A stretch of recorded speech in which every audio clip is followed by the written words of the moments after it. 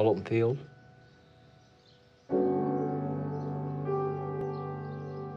Occasionally, there'd be some discussion on some constitutional issues of basic freedoms being usurped by certain political parties who thought that they needed to control the morality of the world, and they didn't care exactly how they got to do it.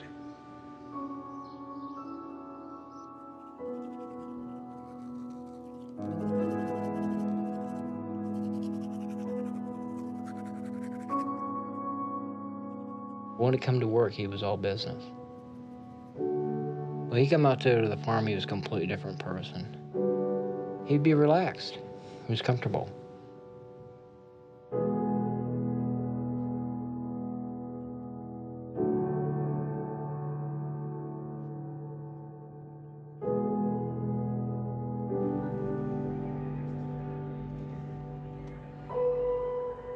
They were here during that time for the son to visit his father.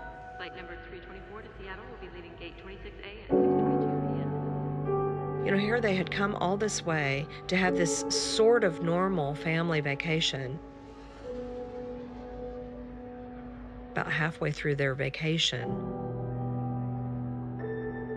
the death happened.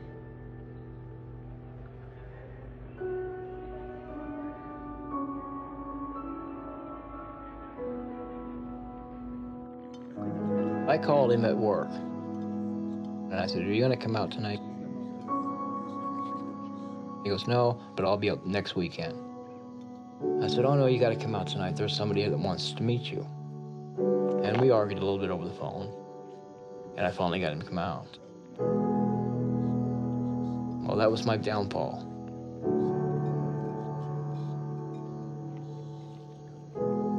It just irritates me thinking about it. Turn this thing off, please.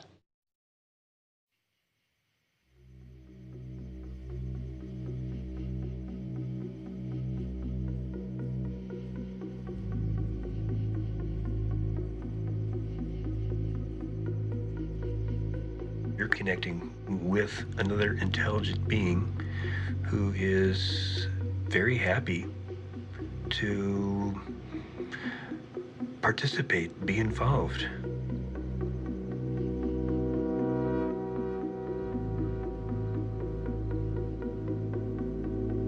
You're not going to be able to ask it about the latest Madonna album. It has no idea what Tolstoy is or Keats. You can't discuss the difference between Manet and Picasso. That just doesn't exist for their world. It's a simpler, very plain world. And for those few moments, you kind of can get disconnected.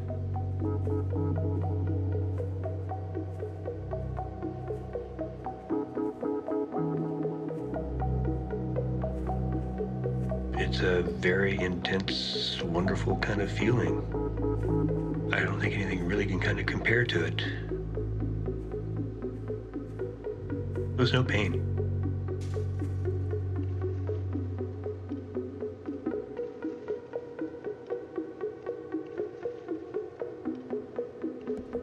At no time, in any way, shape, or form, is anybody forced, coerced, drugs, ropes, whatever. There's no bondage or anything like that involved in any of this, because these are your friends.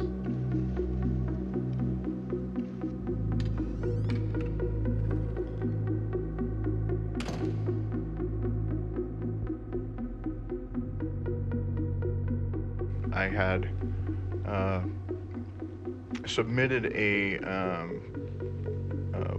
query regarding another role, which I didn't get, and after that, I forgot all about it, and then about 2 months later, I received an email letting me know that the director had saved my pictures that I had submitted and was interested in meeting with me for the role of cop number 1 for a movie, and that's all I knew.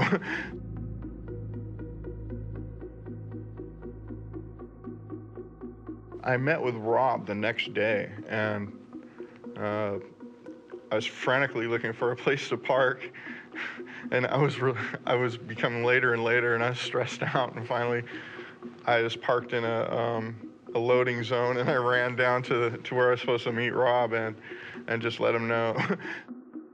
And he said, well, just go back to your car and I'll meet you over there. So I went over there and stood by my car, and we started chatting about the movie. And at that time, he told me what the movie was about, and you know, it didn't faze me, because I've seen the best of humanity, and I've also seen the darkest parts of humanity. The summer prior to this incident, I was in a softball tournament in Enumclaw, and I had a guy on the opposing team injured himself in the outfield, and I actually helped him onto the stretcher that took him to the very same hospital where this man died. And, you know, that hits kind of close to home. The cold, harsh, brutal reality is a man bled to death, okay?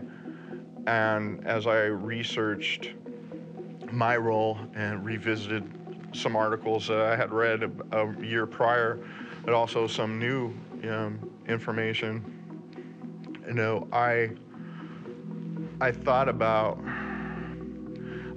what was going through this man's mind as he was bleeding to death. And how did he find himself in this place at this time? And, you know, I had the experience of holding a corpse in my hands that was a few minutes before a 7-year-old boy that had drowned in a swimming pool, and his last breath was frozen in time on his face, and his eyes were fixed, and I could see right down into his mouth, and it was ghostly white. And you know, at that moment, when I was staring into those empty eyes and looking into the depths of death, all I saw was my own reflection. And to be there at that moment in time during that tragedy for a little boy that could not be revived and ended up dying on Mother's Day, you know, that's embossed in my heart, and when someone dies, it's something that I take to heart, because there's nothing trivial about it. There's people that love that individual, and then we'll never see them again, and that's a tragedy.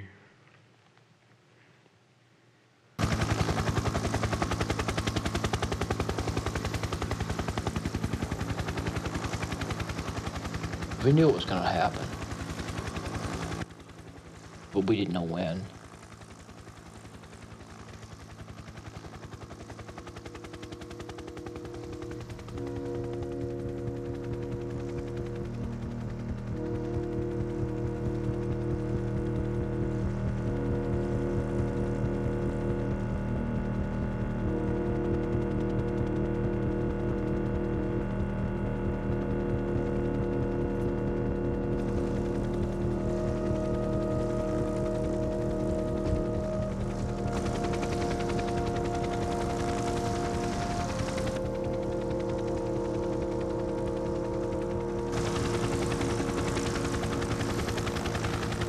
The media pushed this thing so far out of proportion, it's unreal.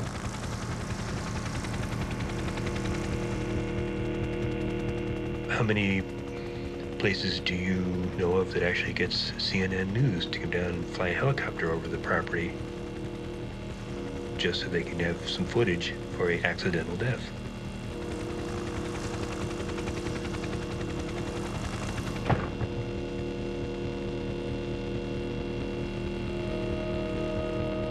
One day I'm doing just fine, and the next day I'm an evil person. There's nothing evil about me. I wasn't breaking the law.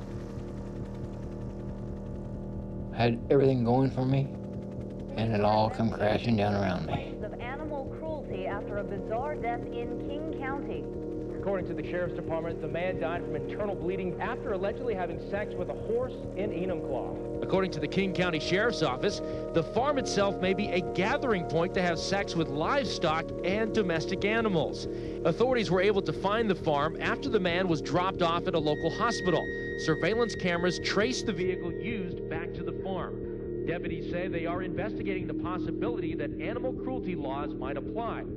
We had buckets full of tapes and CDs and stuff. I wanted to get this stuff out of the house. I was scared. We did notice a very definite change in the phone service. Picking up the phone, every 15 seconds there would be a little blank spot. Nobody at either end could hear it. And then would come back to normal again, every 15 seconds. And that went on for quite a few days.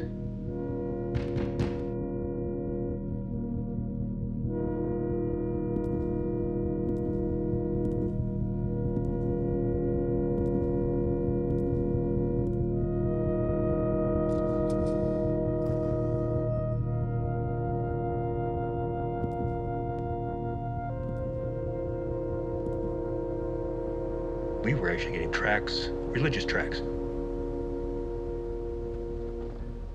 People who were trying to save our souls.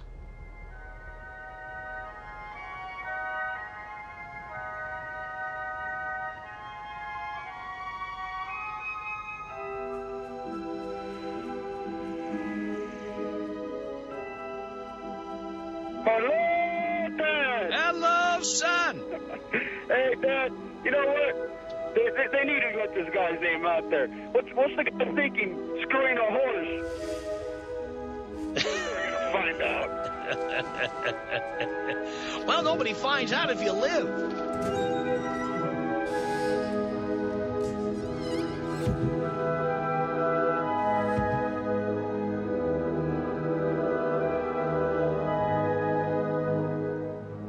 To the remaining items in our news digest today, people who have this from Olympia, Washington, people who have sex with animals should face felony convictions for animal cruelty, says a Republican senator pushing for a ban on bestiality. These animals don't have the cognitive ability to consent, and that is the case, then we have to be protecting them, said Pam Roach. Really now, I hate to express my naivete about these kinds of things, but, well, no, I don't. Actually, I'm very proud to be naive about these kinds of things. But how do they know the horse didn't consent? How in the world can this happen without consent? We're talking about a human being and a horse. If the horse didn't consent, then none of this would have happened.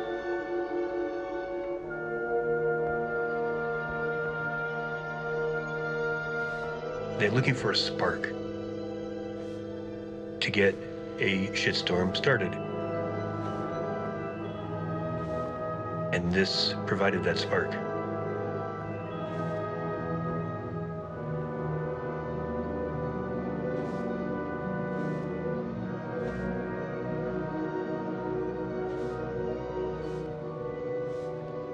He said, stop right where you're at, put your hands behind you, you're being arrested for homicide. And I said, what? I am? I can't tell you anymore. You gotta come with me.